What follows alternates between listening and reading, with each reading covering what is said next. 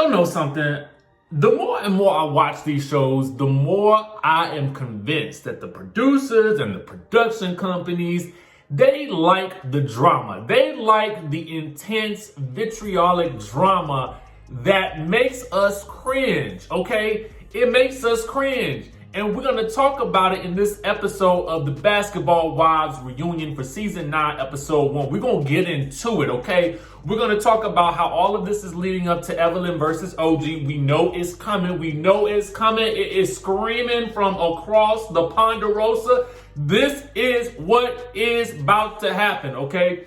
Then we get in this episode the big deal that they're working up to is Jackie and Malaysia having their first sit down, okay? And getting all the ladies together for one larger Ponderosa, but can we get through these mini Ponderosas first? That's the question. That's the question, and we're gonna get into it because we're about to get into the episode right now. The headlines are, of course, that EVELYN is suing OG, okay, over the allegations of the isms, all of the isms, okay? We talking about color and we talking about race, okay? We still having this conversation. And I want to give you guys a disclaimer. I am so ready to move on from it because it tore us all apart at the end of the last season. So to have to really go down this path again, okay, in episode 1, I am just like, oh no. We're not any closer to a resolve. And that's why I feel like I'm so annoyed by it, because we seem no closer to that, okay? So let's go ahead and get down with the get down. Before we get into the episode, make sure you guys are rating the episode. Let me know in the chatterization what you guys will rate this episode. And as per the norm, I'm going to give it an 8 because we're just starting off the season. And you know I don't want to give my 10s just yet, okay? And I would have given it an 8.5, but it really didn't give me that much. And of course, I had to take away 0.5 because we still got to deal with the reality of the ladies heading into the Rona, which I don't want to see, okay? I don't want to see nothing else about it because we have had to live through this monstrosity for the past year, okay? I am sick and tired of it. I want it to be over, but I understand they got to give us the reality of the situation. But quiet as it's kept, I kind of wish they had just started when the ladies get into the house. And I believe they filmed the second half of this in November. So that was relatively a short period of time ago, okay? And they put this show together real nice and fast, okay? They put it together real nice and quick. Because this first episode was all done in the days leading up to the shutdown in LA for the Rona, okay? So that's the reason why I'm gonna give it an 8 and not an 8.5, because I'm tired of hearing about that. And obviously it was just the kind of warm-up episode to get us reacclimated to what the ladies are up to and what they doing. You know what I mean? So first things first, let's go ahead and stage dive into it. We get, the montage of everything that's happened over the past year, from dealing with the pandemic to, George Floyd, Breonna Taylor, and everything in between. Kobe Bryant weighs heavily in this episode. It is just a lot that is going on, okay? Now, we start with EVELYN and Phoebe, okay? And right away, we are given the EVELYN Lozada image rehab.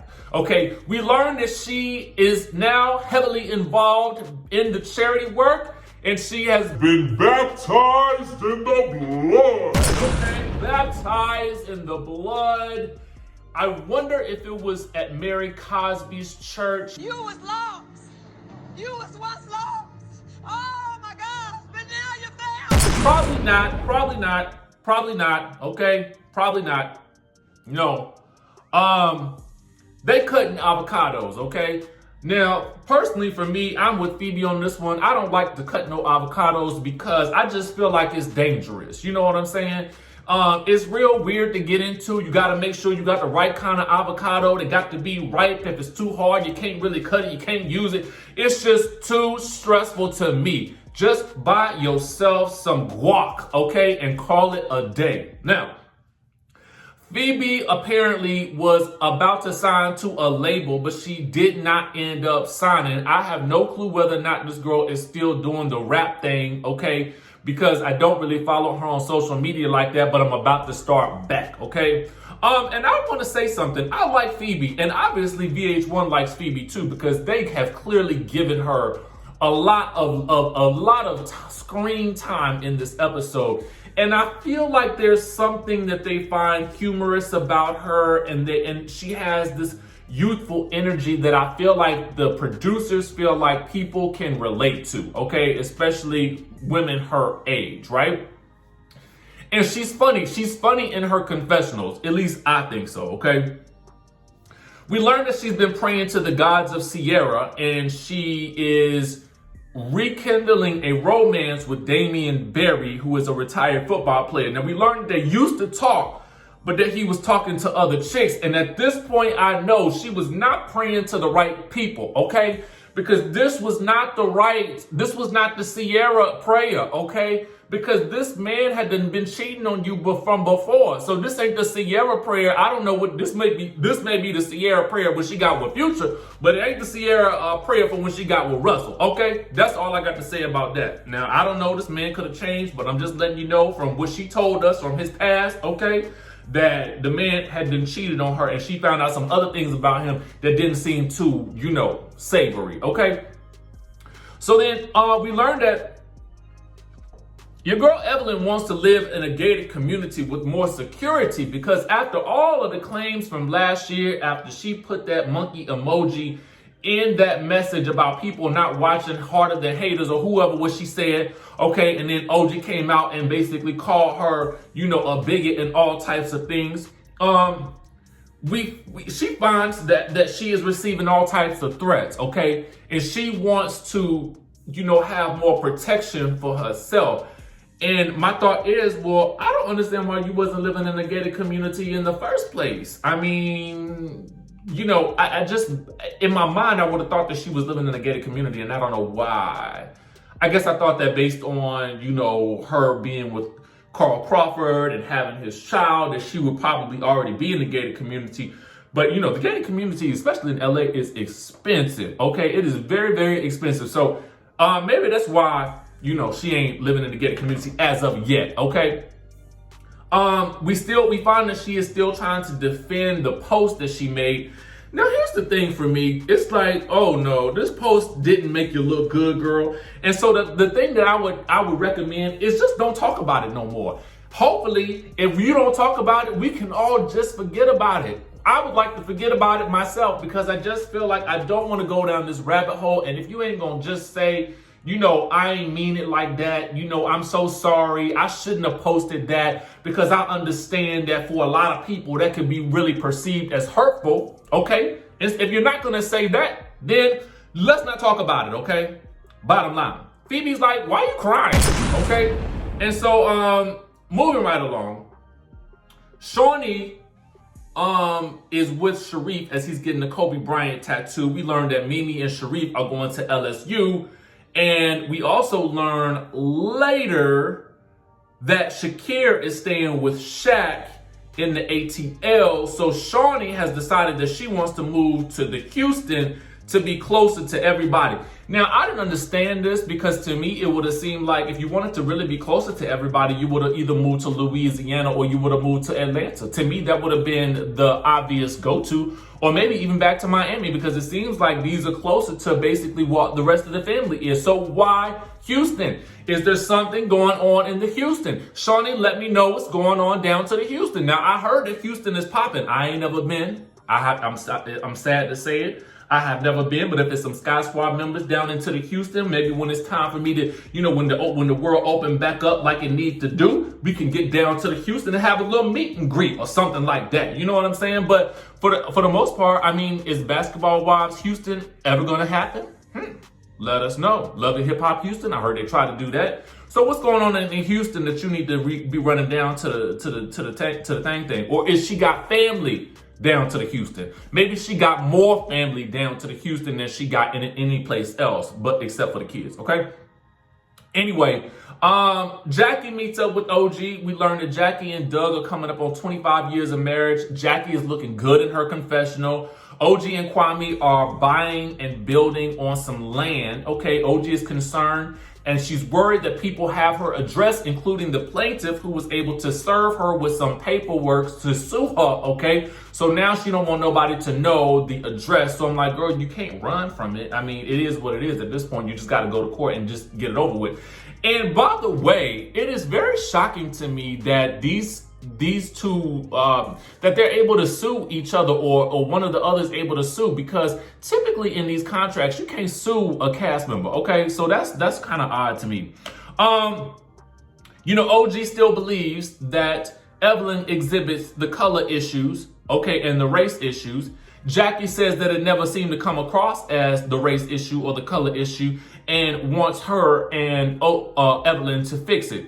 OG reasons that her and EVELYN don't have the same history that Jackie and Malaysia have an opportunity to resolve their issue, because Jackie wants to resolve things with Malaysia, okay? But OG is basically saying, hey, we don't have that type of history. I barely know this chick. So you and Malaysia can definitely fix what's going on in your sisterhood, but I don't have no sisterhood with that good EVELYN. Okay, that's what she's saying. Okay. All I'm thinking about is Jackie is in this confessional. One side of her collar is down, the other side of her collar is up, and I just want to fix it, okay? But Jackie wants OG to talk to Shaunie to start getting the resolve with OG and EVELYN eventually, okay? So that's what all this is leading up to. We get EVELYN, Malaysia, and Phoebe doing some food lessons for Phoebe. Like I said before, VH1 seems to like Phoebe.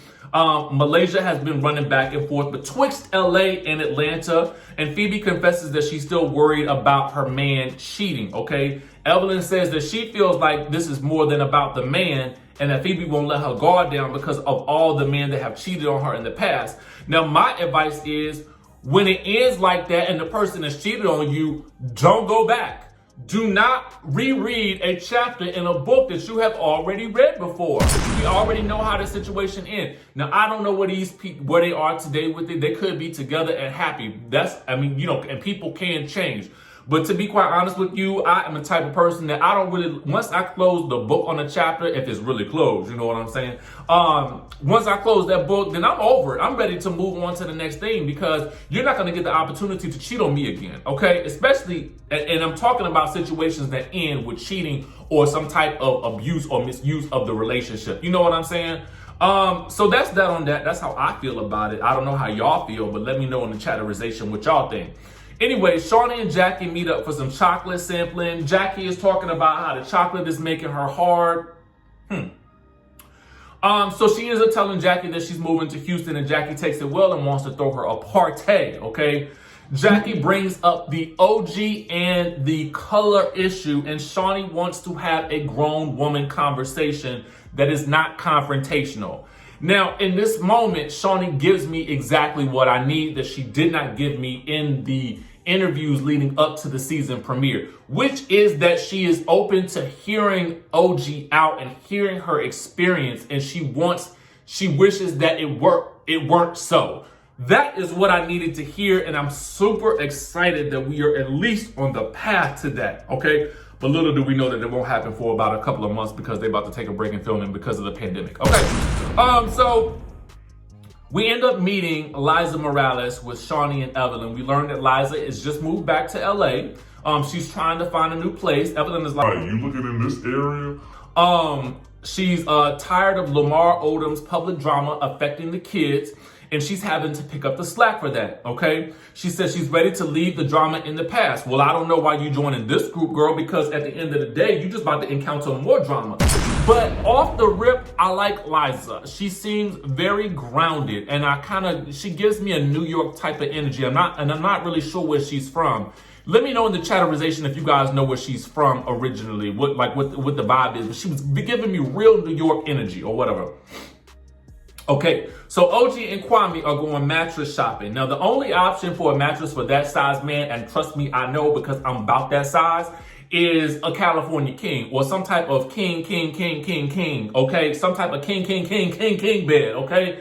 Don't try to get this man no double bed, girl. You got to get this man a California king. That's the only way that somebody of this size is going, because I'm 6'3". So I know, okay, that's the only way that he's going to be able to sleep comfortably at night with his feet not hanging over the bed. You know what I'm saying? Ain't nothing worse than that. Let me tell you the truth on that one, okay? I like a firm mattress too, just for anybody out there asking. Okay, so anyway, she brings up being sued. I'm still shocked that cast members can sue each other. She's ready to have a conversation with Shaunie because she is ready to put this thing to bed and move on. And I, for one, could not be happier to hear her say that, because that just actually made me like her a lot more, okay? Because and I feel like she is at a place in my from what I'm gathering right here, that she's looking for peace, she's looking for good times with her man, and I'm here for it, okay? Move on, everybody. So then we get EVELYN and Malaysia and Liza at the lavanderia, okay? And for those of you guys who don't know, that's a laundromat, okay, in the Los Angeles area, okay? And they are passing out laundry cards because they are doing some, community service, some charity type work, okay? We learned that the Rona is creeping on in. Y'all remember those days? It was when it was creeping in, that fear that was setting in. Now, Liza is excited to join the group based on this community service. And I'm thinking to myself, girl, you have no idea, okay? EVELYN brings up Jackie's Fell World gathering for Shaunie, and EVELYN wants her to have a one-on-one with Malaysia before the party starts, okay? Malaysia says she doesn't hate her, she actually loves her, so she is, just really wishing that Jackie had handled the whole situation between them a little bit differently, okay? We get Phoebe and Damien, who we find out lives in Miami, okay? What a players play. And they meet at the batting cage, okay? So Tap In comes on, and honestly, and I'm forgetting, okay? I'm literally forgetting. When Tap In comes on, I am forgetting that I'm doing a recap at this moment. And all I'm doing is like popping it in the corner, okay? Anyway, so she can't take the helmet off because she's afraid that the wig is going to slip off. And I'm like, girl, you should probably have used some glue to get this, to keep this wig on tap, but not Gorilla Glue, okay? Okay, please don't use that Gorilla Glue, girl. Anyway, they talk about the past, and he says that he felt like she was still talking to her ex, so that, so he felt like he didn't want to get too serious about her, and that's why he was dating other people, and she let him know that she wasn't doing that. And I feel like, it was a failure to communicate on both of their parts as to the reason why they're not together. Now, part of me gives that a little bit of a side eye, but a part of me also gives that a little bit over to youth, because I kind of feel like, when you're young, you don't always know how to communicate with each other. And, it sounds like, both of them have one foot out, based on their own experiences and whatnot. So I don't know, about this whole situation. There's part of me that feels like what he said was just kind of a cop-out and basically, just an excuse for what he did. But at the end of the day, again, it was 9 years ago. So I'm gonna let him have that. I'm gonna let him have that one, okay? I'm gonna let him have that one. And she seems pleased to sort of get this little bit of resolve with that situation. But y'all let me know what y'all think. Should we still keep our eye on him or what? Let me know. EVELYN meets up with Malaysia, okay, and she's thinking that they about to have drinks by themselves. Little does she know, Jackie about to come and invade this Ponderosa. So Malaysia is upset because one of the teachers has fallen ill at her school, and so she's trying to figure out where she needs to be with her and her kids, okay, because the lockdown is impending, okay. Now, when Jackie walks in, Malaysia is not feeling it, and she just drinks her drink and she sits on her phone. She feels like Jackie has a stank attitude, which I did not detect at all. Jackie seemed to come in the door as Jackie typically does, okay? Jackie came in, effervescent personality, and ready to sit down and party. And Jackie was ready to make amends and explain herself to Malaysia, but Malaysia wasn't having it, so she packed up her bags and dipped, okay? All right, Paul, so wait a minute. Let me tell you something right here. I can't stand when they do this type of thing. EVELYN, what you can't do, okay, to a friend is you can't surprise another friend, okay, with somebody that they beefing with to come to the Ponderosa, okay? You got to give a fair warning, because what if I ain't ready, or what if I don't really want to talk to this person? I just be feeling like that is so disrespectful, and I get it, it's a show and y'all gotta do that type of thing, but let me tell you something, it just burns my biscuits when they do stuff like this, because in real life, I'm gonna tell you like this, don't bring me nobody that I don't like. I mean, it ain't, honestly, in my own actual life, it ain't really that many people that I don't really like. I mean, So for me, it really ain't that much of an issue. But still, let me know who about to pop up and show up to the lunch or the Ponderosa or to the brunch or whatever it is. Because I don't like that type of stuff right there. Because I need to be mentally in my right frame of mind, or else I might leave like Malaysia did. But anyway, let me get back to what I was saying. Now, the next time we see Jackie, she's on the phone with OG and she's talking about how the vendors are canceling because of the Rona, okay? She then gets a message from Shaunie who says, girl, I'm about to go head on down to Houston.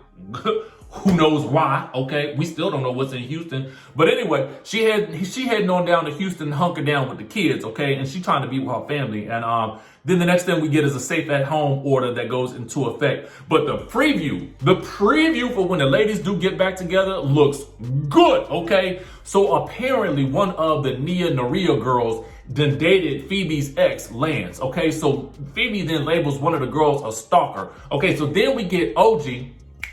Yes, we do. We get OG confronting the group about these color and race issues, okay? And then, as we have seen, there has been a photo floating around of Malaysia embracing that good OG in a hug, what looks to be that same scene with the glasses that she's calling all of them out about these issues, okay? We also get Jennifer back in the mix and Kristen back in the mix as well, which I'm excited to see because we didn't get to see either one of them this episode. So we'll just have to see how things pan out. And it leads me to wonder this. Were Kristen and Jennifer invited back in after the Rona started? Because we didn't get any footage of them at the beginning of this episode. So it just does make me wonder where the season was supposed to go with this first group of ladies initially. Who was actually invited back for the first round, and then who got brought back in for the second round? That's what I kind of want to know. But anyway, that's the review that we got for y'all for Basketball Wives. Let me know what you thought about it down in the comment section below. I'm interested in seeing it because based on the reviews that Shaunie has been, the interviews that Shaunie has been giving and what we've seen in the previews, I'm excited about this new season. And quiet as it's kept, Atlanta just ain't giving me what I need just yet. So I feel like this will suffice until Married to Medicine pops off and until Atlanta really gets jumping. You know what I'm saying? But that's what we got for y'all today. That's the review for Basketball Wives. Make sure you guys hit that subscribe button, hit that notification bell button, and I'm going to catch you in the next video.